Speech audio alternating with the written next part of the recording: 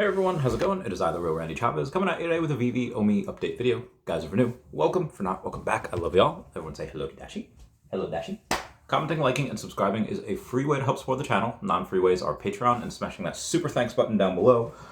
All right, let's get into it. We'll talk about OMI on the day, and there's a couple different ways to talk about it. We'll go over like we usually do, up about 0.8% on the day. It is number 266 on CoinGecko. Remember when we were like number 100? Yeah, that was pretty nice.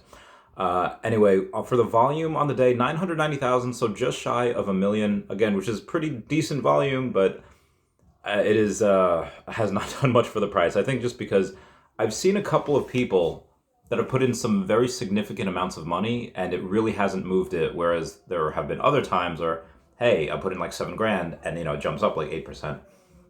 So I do think that you do have a couple of really big wallets here that are really artificially suppressing the price. How long does that last? I'm not sure. I'm sure those big ones will sell themselves out eventually. But this is why we need liquidity. This is why we need an exchange. Well, several exchanges, but I'll take one, hopefully in Q2. Veve Magic had a stream before Rolex was on. You had My Collectibles, and then you had the Ecomi community manager, Foster Hill. And he had gone on and he was just pretty bullish and saying like, hey, I think a year from now or towards the end of the year, we might like to look back on this interview and see, oh, hey, a lot of things did happen since this time. So that's just kind of him hinting, saying without saying, oh, there's a couple of things that are planned for this year and we just can't announce what they are yet. We just can't announce what the roadmap is. We don't want to, because God forbid there are more delays. They don't want to go on and try to have expectations up here. That Mad TV skit that lowered expectations is something that I really like that they're doing.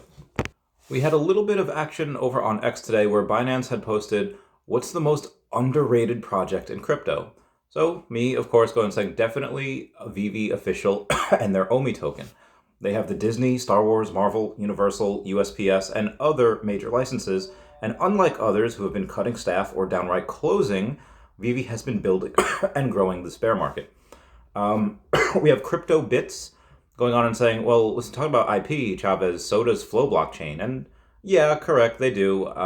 They have not the same IP that Veve has, but they do have, and they have sports covered. They have UFC Strike, NFL All Day, NBA Top Shots, which is cool. That did well last bull market, it'll do well this part. So I say, listen, Flow does have some impressive partnerships. I have a little bit of the Flow token. But I do think that OMI is much more undervalued and will have a much bigger ROI. It's not financial advice. I was just answering that person's question. So if you read my response to that, don't take it as in, buy OMI and dump everything else. That's just me saying that this is what I believe. We had the Modern Investors, got a couple 100,000 subscribers on YouTube, about 28,000 over on the X, saying, while people on here promote meme coins and projects that have no partnerships, one coin in particular has partnerships ties to DC, Marvel, Disney, Coca-Cola, Lamborghini, and Star Wars, and gets no recognition at all, and that is Ecomi. So you do have the Veve fam kind of showing out for here. There's a lot. I could go over, this would take a 20-minute video to go over all of the people that went on and mentioned Veve and Ecomi. I thought that was really cool. I think the community doing that more and more is likely going to, that's going to continue, and just going to bring more eyes on the project, which is what you need. Now, again, meme coins, talk about something, I don't know when OMI goes. I don't know when it moons. I was talking to this with a friend the other day.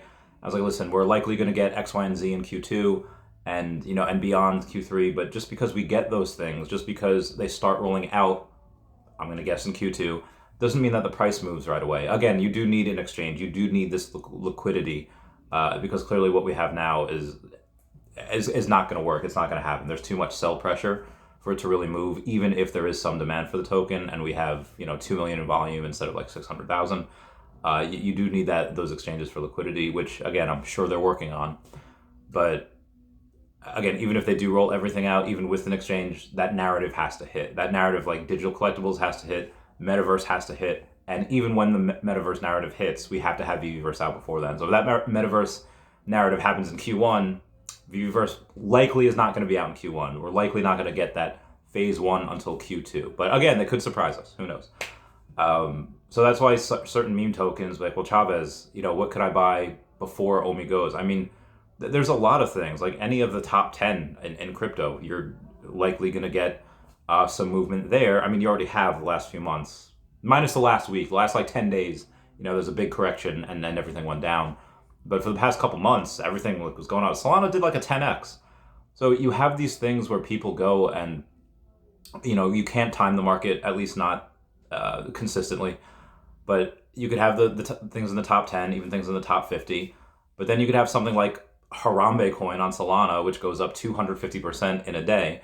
You have DACAT, DACAT, that's going to launch in a couple days, and that could do crazy numbers. Bojack could do crazy numbers. 4chan could go back to $30 million market cap again. We have no idea. But after that stream, I was talking about Veve Magic. Veve Values goes on and says, just in, quote, for 2024, what I'm really excited about, utility and accessibility for the token are really going to be two things that are a focus for me, that are a focus for the company, and delivery is obviously going to be important, end quote.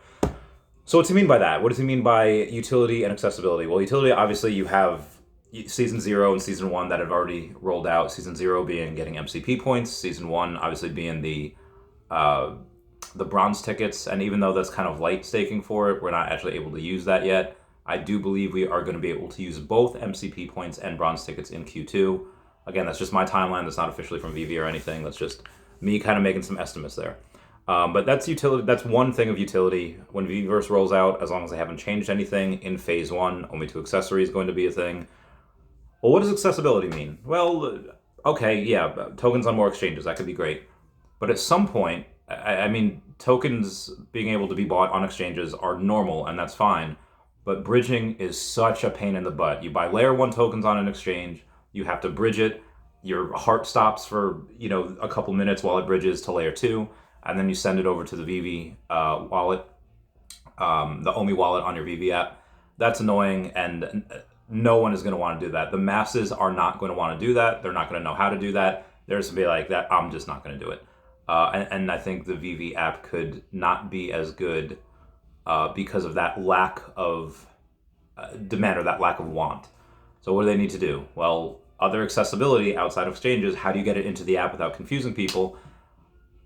Likely going to have OMI on the web app somehow. I don't know how they're going to do it, but that's the only other thing outside of exchanges that I think accessibility means. But I re-quote that and saying, it's almost as if Foster is confirming what the Veve team has been saying and planning for months. I wonder how much longer we have to wait, giving those eye emojis.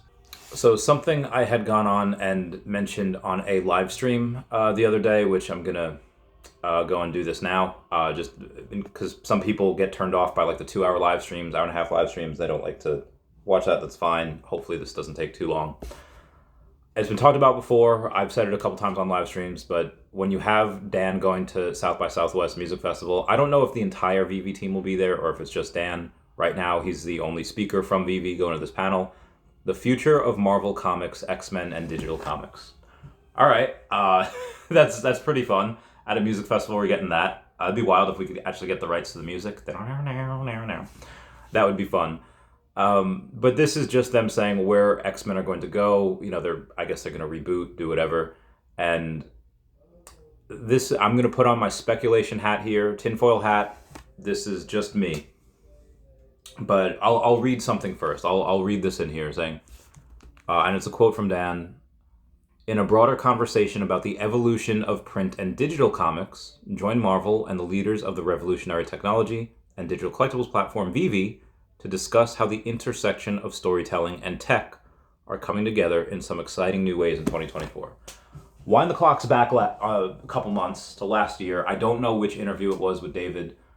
It was either like the last interview I did or the second to last interview I did with him. And I'd mentioned, hey, David, recently in the past couple of years, we've seen on She-Hulk and Moon Knight and soon to be the Daredevil Born Again series, there are QR codes in those series on Disney+. You can pause the show, you can scan the QR code, and you get a free comic on Marvel Unlimited. Because of the way and the closeness and the type of relationship we have with Marvel, do you think that that's something that could be done for Veve in the future? And his answer, I'm going to paraphrase here, I'm going to pretend you didn't ask that question. Okay, no problem, moving on. And then I'd probably mention something about the economy or only whatever. That question he could not get away from fast enough. Cool, no comment, that's fine. But now that we have this and this description of the evolution of storytelling and the evolution, so what if the question that I had asked just hit the nail on the head? What if the Disney Plus shows moving forward? They've already said, Marvel said they want to cut back on the Marvel Unlimited app or change that in some way. So again, this is super bullish, super moon boy. But what if the QR codes in these shows that have not yet come to pass? What if they don't link to Marvel Unlimited? What if they link to Veve? What if you get a free comic? What if you what are there, like 150 million subscribers of Disney Plus?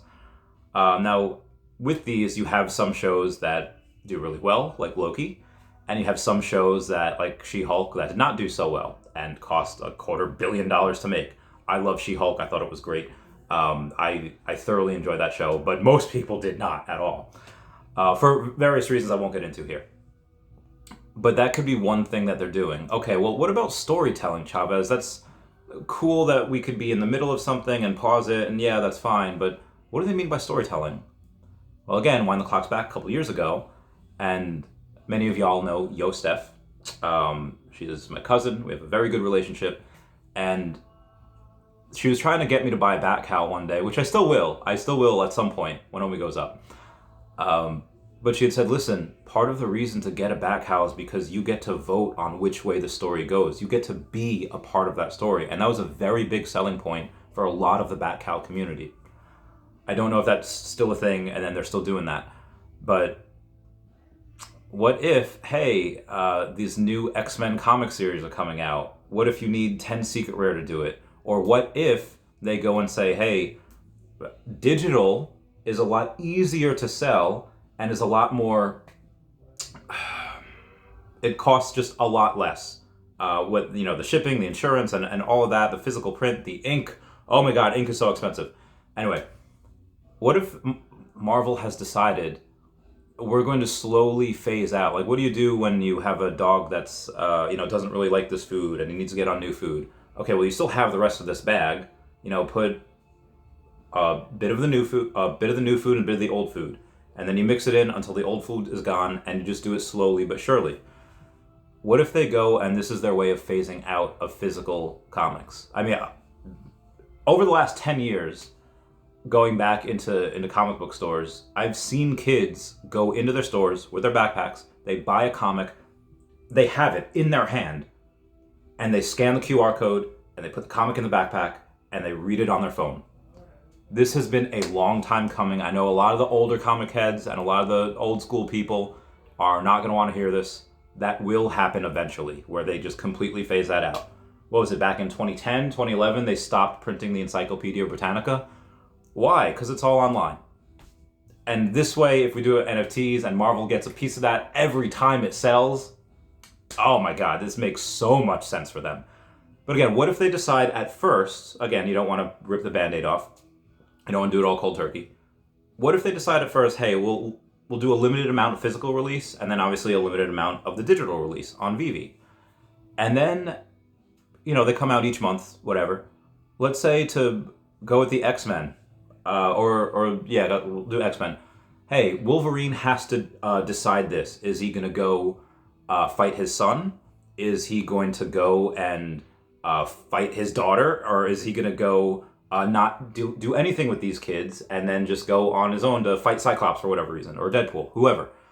And then you decide, hey, you can cast your vote if you have that comic on the Veve app.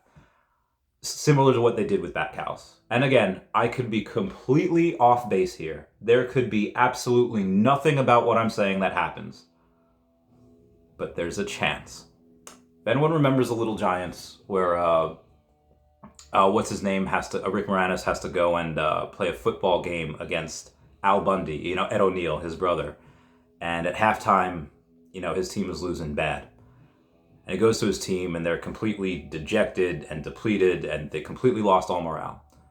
And he says, on this long piece of road, it's about a mile, however long it was, I used to race my brother on our bikes after school on the way home. And he would beat me every day. And he continued to beat me every day. And even if he would but there was one time that I beat him. And this could go on for years, and he could beat me 99 times out of 100. But that still leaves that one time. I think there's a greater than 0% chance, maybe a 1% chance, that what I'm saying happens. Again, if it doesn't, it doesn't. But if it does, oh my God. I can see how David says, yeah, he wants 500,000 people or hundreds of thousands of users, by some point in 2025, 2026. I think that's how you do it. Or it's something not as cool as that at all, and I just got everyone hyped for no reason. I don't know. To more news, we have Tropical saying late night shopping. Tropical, she happened to go and get a secret rare Marvel Spotlight first appearance of Ghost Rider for $150. There's been a lot of people getting a lot of these things. Mint numbers do matter. You have Eric Heron over on the Facebook page saying 2 different people just bought the 1610 and 616 rare of the Miles Ultimate Comics for the new Spider-Man #1. 1610 went for $300, which at the time was 1,100% above floor, and the 616, that's just the main Marvel Universe, went for $1,300, which is 5,200% above floor. There's a lot of people that go and get special mints. Clever Jerk is one of those. He is just an absolute beast with those, but he's not the only one. And more people are going to start doing that. People that are here already are going to start doing that. And then you have newer money that's going to come in, new users, and they're going to start doing that as well. Even if they don't at first, that's just what happens. Also, be advised, if you want to go to South by Southwest Music Festival, it is like 14 to 18, like $2,000. It is a lot of money. So if you want to go and ask Dan questions, I'm sure you can. It's going to be a lot. So it is, I'm not sure if this is confirmed or not, but because almost everyone in Deadpool, in Marvel is coming back for Deadpool 3, it is rumored that Halle Berry from Storm is coming back. I think that is true, but I'm not 100% now. Some people were casting doubt on me. But I did hear it from an industry friend, so it might not have hit the news yet. Anyway, I just kind of reached out to her over on the X. She did not answer yet, but maybe she will. And if she does, I will definitely tell her about Veve and all of the cool collectibles and sub 100s I have of her. I happened to go and craft that Happy Tree set. That is something that was really cool and fun to do. It did not make Veve a lot of money. I think it made between like $6,000 and $8,000 for everyone that crafted them. So it wasn't a ton, but it wasn't meant to be. It was just meant to be fun. It was meant to be, hey, you go and you got this set, you're getting rewarded. It's only $18 for 3 secret rares to craft, and I think now they're between $20 and $29 each. So if you did that, you definitely made some money. And Chris Severs answers Tropical, saying like, hey, how about this one right near floor, letting her know that he has 45 editions of that particular comic. That was the rare version. Speaking of Deadpool 3, we have a screenshot here of one of the scenes. It is Deadpool talking to Dogpool. You are going to have the Deadpool core there. In the comics, it's Deadpool, Lady Deadpool. I really hope Taylor Swift is playing Lady Deadpool. But you have them, you have Kidpool, you have Headpool, who's just a head, and then you have Dogpool. We have most of these on the Veve app. We do not have Kidpool. But if Veve was giving us a quick thing, Marvel and Veve say, hey, here's who's going to be in the movie, then we should not expect Kidpool, and we should not expect Headpool, but we should expect Zombie Deadpool, which would be really fun. I really think Veve should go and do spaces a lot. Data on X says people on X spend over 75 million minutes per day listening to spaces, and I know the community does them every single day without fail. There's almost always one going on. But I think Veve officials should go, and even if it's just for fun, just get that engagement, get people, oh, who is this? And get someone on stage with you. Just go and talk about your favorite comics. Just go and talk about the favorite collectibles. It doesn't have to be David and Dan. They don't have to be there. Corey could be there. They could have it be Alex. They could have it be Foster, from Ecomi. Go and, or the new community manager for Veve, whoever that may be. I don't know. Have them go on and just continuously do spaces all the time. So this way there's always content out there. There's always people. And again, normal people have this all the day that don't work for Veve. They're just super passionate about the project. But that's just something that could really help Veve just gain a bit more attention on X. And they're going to have video spaces soon, too. Veve and DC NFT official made like $55,000, maybe close to $60,000 today on the Batman Who Laughs drop. So that's really cool. Good for them. And David Yu says, amongst one of the best series. So he really likes it. Shout out to Elton Rosario, who has 21 secret rare Thanos warriors. Absolutely wild. And Savin Patronal Allen saying, attention, thank you for your attention. This is a flex. Having the 191 Nuff Said secret rare of Stan Lee, the 191 Miles Morales secret rare, the 191 Spider-Man Miles Morales ultra rare, and the number 191 Miles Morales rare. Just those matching sets. People are sleeping on those right now. There's going to be a lot more, there's going to be a lot more. Super coveted. We have De Frahita saying it would be nice if Veve creates a DAO, make the community vote on decisions regarding drops, burning, crafting, etc. Right now, Stacker, the one where the best place to get data for Veve, I think they'll be doing that at some point. You need X amount of OMI to be able to do stuff, or have X amount of points, or MCP, or Mass Collector. I guarantee you they will most positively share that data with Veve if they can do that. And hopefully Veve does it by themselves as well, in some capacity. I obviously don't think people like me that have never run a multi-billion-dollar business should have really any say in what just suggestions would be great. And this way it gives Veve a chance for them to hear us. Shout out to King Mavs that finally hit MCP level 100, which is absolutely bananas. Good for him. This video is already 1 minutes long, so I'm going to stop it here. Everyone, please comment, like, and subscribe. Comments are good for the YouTube algorithm. Everyone say bye-bye to Dashie. Bye-bye, Dashie. I love you guys. Goodbye. Meow, meow, meow, meow.